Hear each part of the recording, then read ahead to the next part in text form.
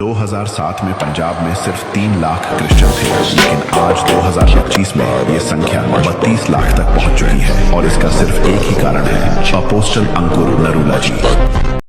Praise the Lord, my brothers and sisters. Greetings in Christ. I hope you all are doing well.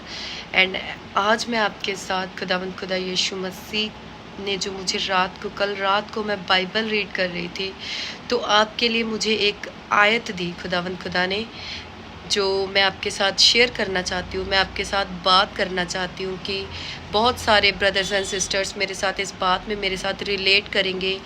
कई लोग जो नए जुड़े हैं, जिनको खुदा के बारे में कुछ नहीं पता, वो पूछेंगे कि हम कैसे चुने जा सकते हैं, हमने तो कभी खुदा का नाम नहीं लिया, हम उनको जानते नहीं, हमने उनके बारे में कभी सुना नहीं, हमें कुछ पता नहीं, खुदा हमारे बारे में कैसे बात कर सकता है।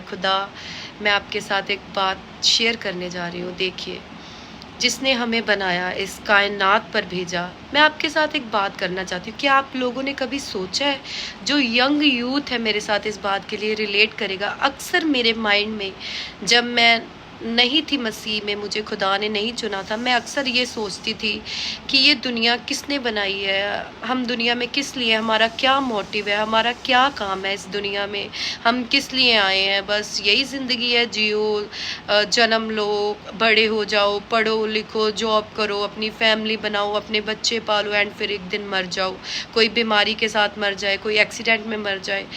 मतलब मेरे दिमाग में ये बातें बहुत ज़्यादा चलती होती थी। मैं अक्सर सभी से पूछती थी कि मतलब ये दुनिया किसने बनाई, कि आपके पास किसी बात का आंसर है। मैं आपसे एक बात शेयर करने जा रही हूँ। मैं हिंदू फैमिली से बिलोंग करती थी और मैं अक्सर कंफ्यूज रहती थी। जब हम हिल स्टेशन पर जाते थे तो मैं अक्सर पहाड़ों को देखती थी, तो मैं अपनी माँ से पूछती थी, या जो भी मेरे साथ होता था, लाइक माई भाभी, माई कज़न्स, मैं उनसे पूछती थी कि ये पहाड़ किसने बनाए।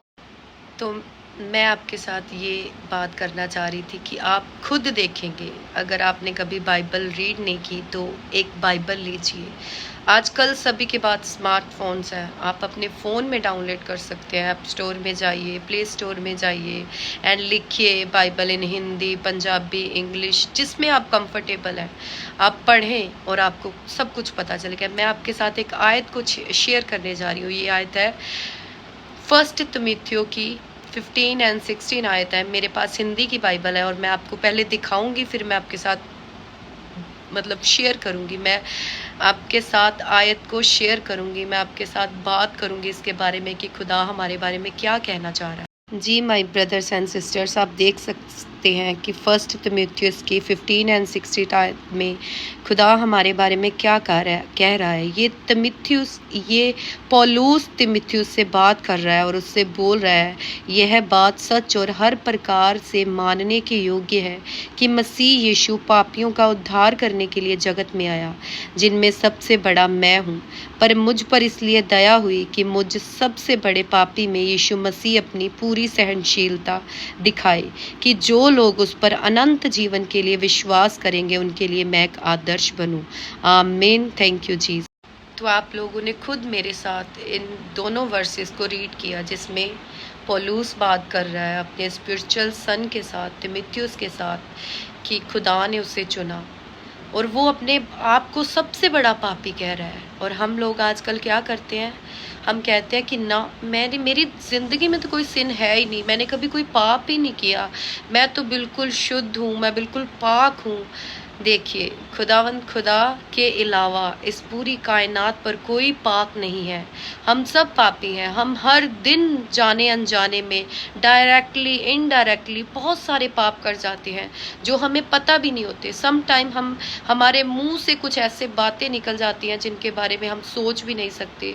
हम किसी का दिल दुखा जाते हैं, हम कई बार हमारे मुंह से गलती से झूठ निकल जाता है, या हम किसी का दिल रखने के लिए झूठ बोल जाते हैं।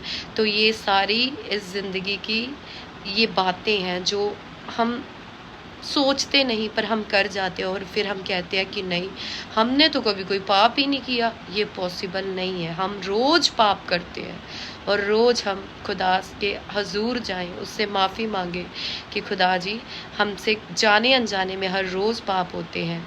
ये पतरस की पत्री में पतरस ने कहा है कि मैं जो चाहता हूँ वो मुझसे नहीं होता और जो मैं नहीं चाहता वो मुझसे हो जाता है।